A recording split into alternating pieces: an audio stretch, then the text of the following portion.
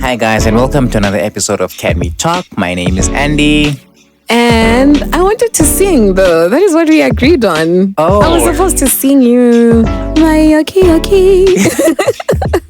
And I'm Andy's wife. So my yoki, just to put it out there, there was a song we used to love watching idols. South African idols. Yes, South African idols. Yeah. And there was a guy who knocked people out. Yeah. His intro was really good. He was singing a song called My Yoki. Yeah. And I saw something that my husband posted how many years ago? I can't remember. Well, so many years ago, and it had a caption, My Yoki. Yeah. So, yeah, that was so special. Well, thank you for the What's my name now? Andy's wife. Oh, wow. Next thing, you're going to be calling me Sora and Soul's mom. Oh, yeah. No. Oh, so we've moved from my Yoki to Andy's wife. And now Sorry and Soul's mom. We keep depreciating. Is it a depreciation though? It is. Wow. Yeah, because I have to be a babe. Oh, wow. Yeah, Okay. I'm babe. All right. Okay. Forever. All right. Mommy babe. Yeah. No. But anyways, what are we talking about today? I was listening to something during the week.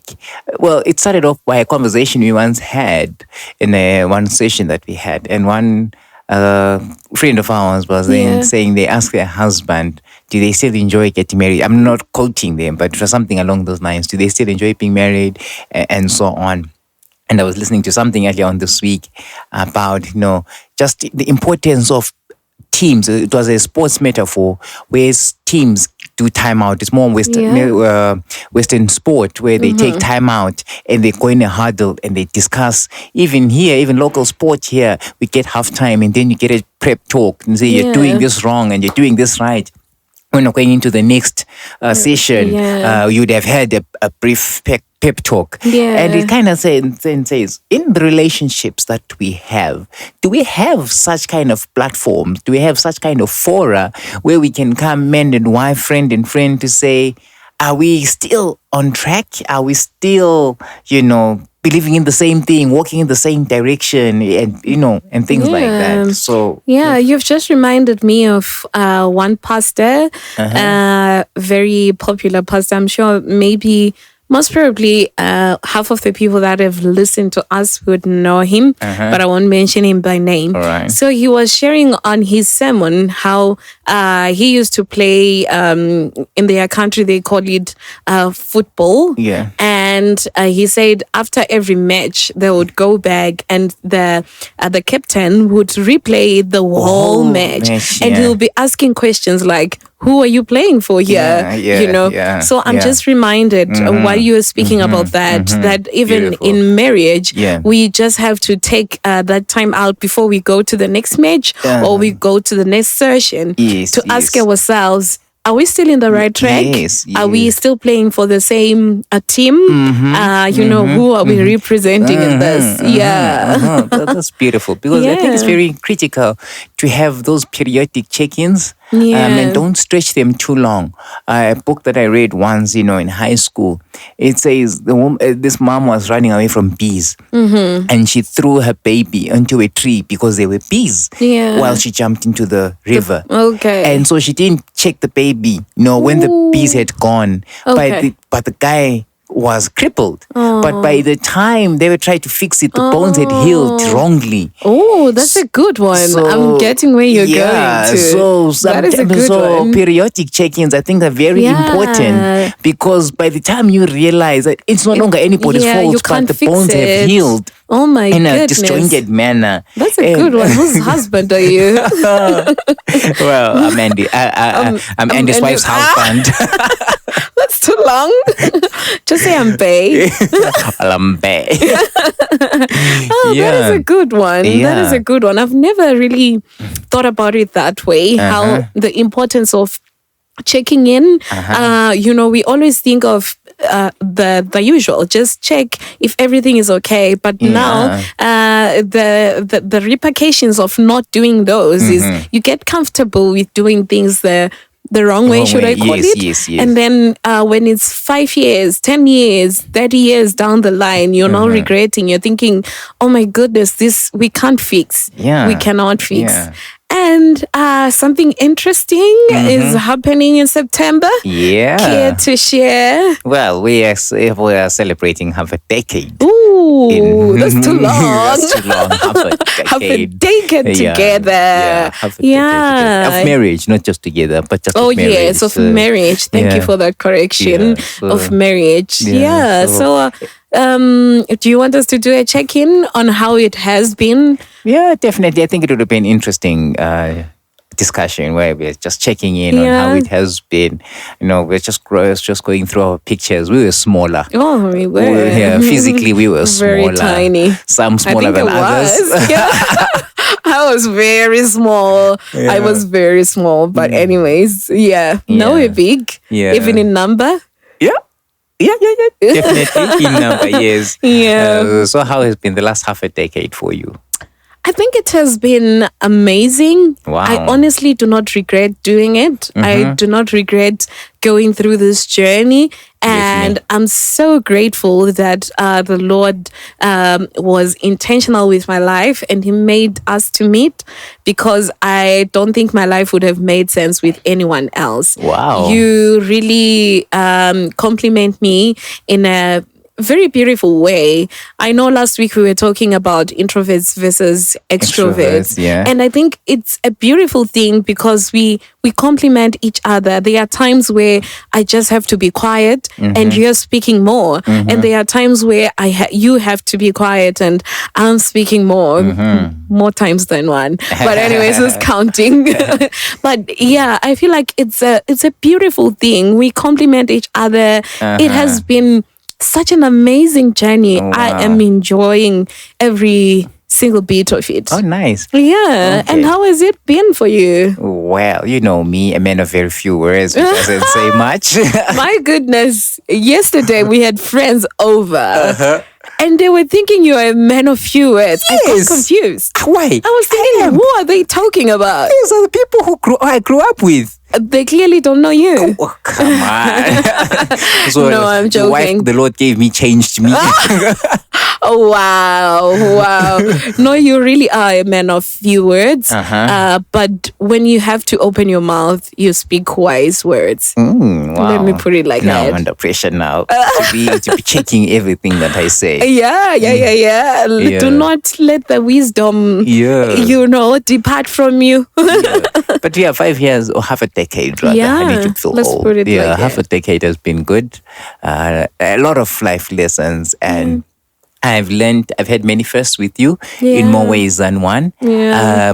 Eye-opening as well as a Yeah. student of life, because I would be judgmental of certain things, commenting on the Yeah. other things when I was outside the institution. Yeah. But so I'm happy, and it's been good lessons. Yeah. Even the not so good ones, able to take them in stride Yeah. and grow from there, Yeah. because I don't want to then paint a picture that it has been all rosy, but like Yeah. a rose has a little bit of thorns Yeah. to make it that beautiful. Indeed. Uh-huh. And I think what has been important for us is the check-ins that we are doing now. We are literally I remember when we got married, I'm not sure if I've shared this before, but I feel like I've said it, that before we got married, my mom would get so angry because we used to speak over the phone, and our relationship was not built on anything else. It was just pure communication. We would talk for hours and hours and not get tired, and even go home and we'll call each other just to check if you're home safe. But it used to drag for 3 hours. I remember at some point we clocked 2 hours and some minutes, a couple of almost minutes, close to 3 hours. Very close to 3 And when we got married, my goodness, it got worse. Yeah. We would talk the whole night. And it really is a beautiful thing, because we, from the conversations that we have, I'm able to pick the things that were happening during your day and, you know, the mood, how you're feeling. Yeah. And I'm able to minister to you the right way, you know, whether I have to listen to you while you're venting or, you know, we just have to have a conversation and just go for it. So I think that has been, it has really been helpful, just having check-ins and communicating and talking about things as they happen as well. We try to address things, though some are still struggling with that part, but we really do try. Yeah. We really do try. We do try. So looking back over the last half a decade, how was it easy to or difficult to manage the not so good times or the more unpleasant times? I remember having a conversation with, we had a conversation with a certain couple and we were asking them how they would love their spouse to deal with them when they are not feeling too good. And the response was they should give them space. Yeah. And I think I was struggling with that for the longest time. I never used to understand how someone would say, I need my space. Yeah. Like, how do you need space from me? We are one. But I think I have learned that to just give you your time and your space when you need space. And I think you don't force me to do anything that I do not want, which is something that I was questioning for the longest time as well. I thought, you know, when your wife is not feeling too good, when she says, I'm okay, you take it like that. Yeah, she's okay. But said. I'll be wanting more.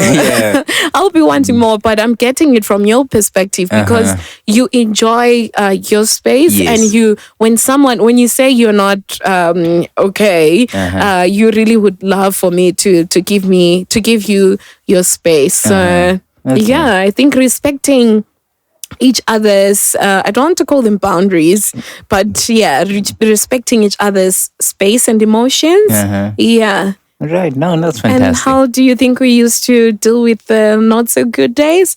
Well, so some were dealing, some would let them go. I'm not calling names, but you know, some would just let it slide. Some would, Of course, there is a downside to it where you're now putting things under the carpet, and if you pile them, it causes harms, you know, in that carpet. So I've learned. I'm trying. I've now said it. I'm trying, you know, to deal with the things, but I think they are there, but they are not. The good outweigh the bad. Indeed. By far. Yeah. For me to actually then think of some of the not so good days, I really am trying to be honest, but already my thoughts are already now saying about our dreams, how we're able to talk about dreams and paint a picture together, you know, even if it's wrong and it's quote unquote regrettable, but we still enjoy our dream because we made that dream together and we pursued it together. So I think that when I'm checking in, and so do you think we are still in sync? We are still moving in the same direction, speaking the same language? Yeah. Because we communicate a lot, I feel like we are still understanding each other. There might be instances where we are still trying to figure it out, or, you know, I'm still not understanding you, but I think they are very minimal. Yeah. We really, 5 years in, I think we have tried to really understand each other. If I don't really understand you now, I think it's because I just don't want to. Oh, really? No. Really now? Yeah. So how do you think we are doing so far? I think we are okay. There are just one or two things. They're not train smashers. They're not deal breakers. Ordinarily, where, you know, typical example of what happened last couple of days, you know, even this morning, as late as this morning, where I think when the way I left things, they were okay. And you get to come and say, is this okay? You don't get this, you know. And I feel like the same for you, or in reverse, if I can put it that way, in reverse, to say, generally don't get the things at times and that I'm busy thinking, you don't really get it. don't get this. So I think, but they're not deal breakers, but I think they are. I think it's very fair for me to say there are things like that where I feel like, don't you get it? And I'll be questioning when you come to see me. So you don't see anything wrong with that. Yeah. But I think ultimately where we are going, we are pushing. There's just one or two where I'm no longer too sure about. I remember what I was sharing to you about the devotion this morning, and when I was pushing for certain things, and when say, I understand what he has done for me, and because of what he has done for me, my service to him was not going to be ordinary. So not just to you only, but for the people around me. So do you understand what the service, what you're doing? You know, it's just small things like that where I feel like sometimes I'm not by you, but you know, things like it's just something fresh because of something that happened this morning. Okay, all right, that's very interesting. And so, how would you advise a couple that are going through, you say they are not really a train smash, so that are going through those small things and they are thinking it's a deal breaker? Was there any point in our marriage where you felt like this is too much, yet now you are appreciating that these are minor things? You get it? Yeah, because of our not couples therapy session, but you know, because of our monthly meetings, the counsel that we've received from couples who've walked this journey longer than us, they will say, don't worry, you know, they'll call Andy's wife, they'll call you by your name. Don't worry, Andy's wife.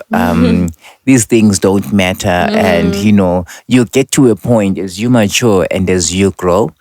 So I'll probably say, don't be hasty to make decisions. Don't make some, I'm going back home, or please go back, you know, that kind of things. Don't be too quick to leave, or wait it out, think, you know, carefully, long and hard. And, you know, and also talk to people who've walked this journey further. We're talking to this couple that have been married 25, it's now 26 years. And they were the ones that were now telling us that some of these things don't really matter. They don't change.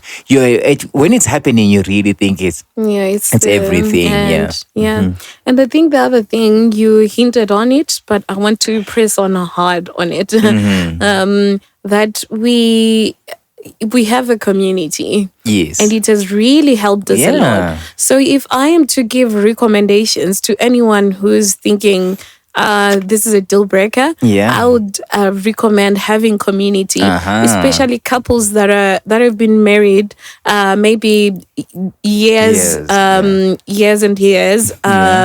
You know, it really helps to hear from people that have walked the journey, because you get to learn a lot of things. It could be that, you know, they went through those things and they give you solutions on how to deal with them. And it could be that, you know, you're thinking this is it, but then when you hear some of the stories that people have gone through, you'll be thinking, my goodness, I need to appreciate my husband, or I need to appreciate my wife, because, you know, they are treating me well. Because most of the times, when we get married, we are coming from two different families. That's a fact.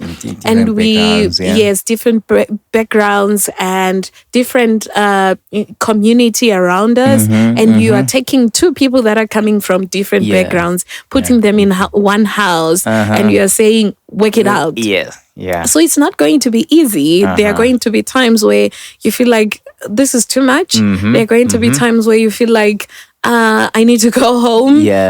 But it helps to talk to people. If you don't want people that know you, you might consider therapy if it has you know, escalated. But I recommend having couples just identify a couple and stick to them and tell them that we are doing this life thing together. We are not leaving you. Very true. That's fantastic. I think we have always been hinting at getting guests coming on our show here. I think it's also good right now to then invite one or two very soon, other who have been married, you know, half of, you know, a decade or a decade plus, and so on, and just to get to hear their opinions. I think it will prove to have a very interesting point of view when we're discussing with them. And so we are in soon coming days. Watch out, guys out there.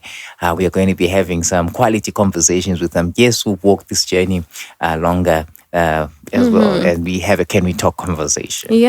And I know, seeing that we've been married for so many years, I know that at times it's so hard to talk about each other's weaknesses, addressing them, or trying to to address, or trying to talk about them. There's no better way of saying it. I've been trying to think.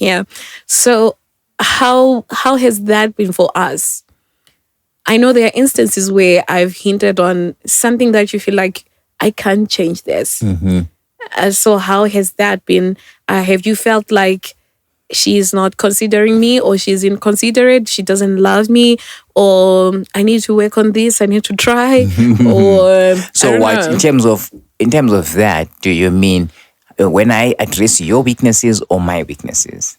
Oh, when I address your weaknesses, when I come to you with something that you did, and you generally know that it's something that you cannot change. It's something that you probably, or maybe you don't even see that you're doing it. Yes. There have been one or two hurtful times. I gotta admit. But I guess it's how you say it. At the end of the day, it's how you say it. And so when I receive it, also gauging the mood timing as well. If I've had a hard day and my boss gave me a shouting or some cautionary letter, not that maybe I've received one, but and then you come and then you say, at the end of the day, you did not tuck in your shit. That would come out wrongly, or even how you say it. Men as well. Also got an issue thing. I think it's a natural or biological thing that happens to all men. If you say certain things and it touches their ego and you touch their self-esteem, it really affects them. Men a lot. So I'm speaking as a guy. Maybe the guys out there can support or argue differently. But I think you do share. I think it's important. Then you be alerted, and then what you do with it is now the story. But be careful how you say it and the timing. Okay, so I understand what you're saying, and I totally agree. There are instances where even when I'm doing a self-check-in, I feel like that was a bit harsh, or that was uncalled for, or he generally cannot change this. So you said you're speaking on behalf of men out there. So how would you advise that us as women, we deal with those things? Should we ignore them? Should we talk about them? Should we definitely do talk about them, but don't manage the ego. Don't touch his self-esteem. As a guy, don't touch that part. If you're able to, then point it out to him. Even some jokes, I think, even some would say it in a joking manner. I remember, I think it was a late friend of ours, or your cousin rather, not a friend, but he was my friend, but your cousin. How you understand your the jokes, and if you look at it from different angles and you analyze this and you break it down, and somebody like, but no, you insulted me. But I was joking, but I felt insulted. So I'm saying be careful how you say it. Manage the ego, manage the self-esteem. Don't crush it, but do share it, because it's pointless for me to go out there with my eyes not washed or my shirt untucked and things like that. Whatever weakness, I'm just trying to be as casual as possible. Then for the world out there, because at the end of the day, it's us. They're not going to just see me. It's an us thing. Yeah. And so how do you deal with having your ego being bruised? Do you cry about it?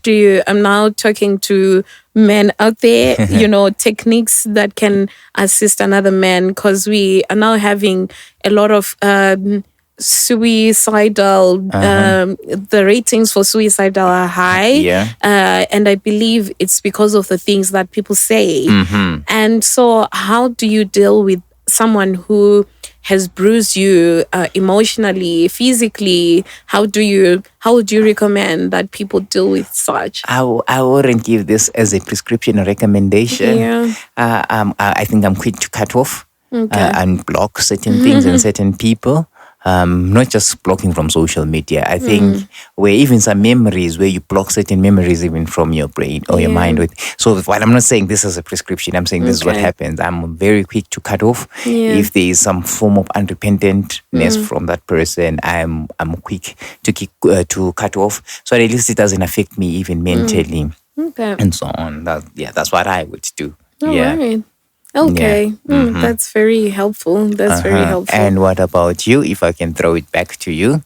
I think my dealing technique. Yes, both, everything.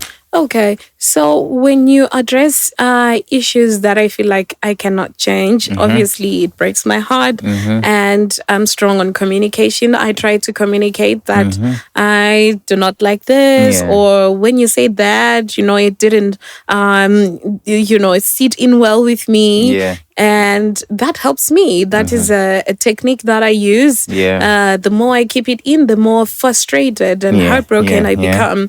And somehow, when I just speak about it, that's the end. So that's my dealing technique. I speak about things. It might not be there and there. It might be days after. But I do speak about things, and I hope, I know that when you get married, a part of you rubs into the other person. And that's one thing that I don't want to lose, the power of communication or the strength to communicate. Because I know I have seen it in some instances, even at work, where I avoid some situations because I just don't want to deal with it. But in the long run, it affects me. So I really would love for me to remember that I'm a communication person and communicate about things for my sake. Wow. No, that's fantastic. This conversation can go all night, but because it's a 5-week journey to half a decade to 5 years, perhaps we'll pick it up next time and continue to share on our personal stories. Where maybe you'll be sharing or you'll be telling us how you're able to interpret my facial expressions to say I don't like it, even if I don't say it. I can, my facial expressions. Even when it's dark. So you said. I remember one or two conversations that we've had. That? Oh my goodness. But I won't share them on air. Therefore, in between the covers. Okay. Or you say you don't like this, and I kind of denied. He says no, you should have seen your facial expression. So perhaps that's another conversation for the next episode, because it's a 5-week journey to a 5-year story. So it's another episode of Can We Talk?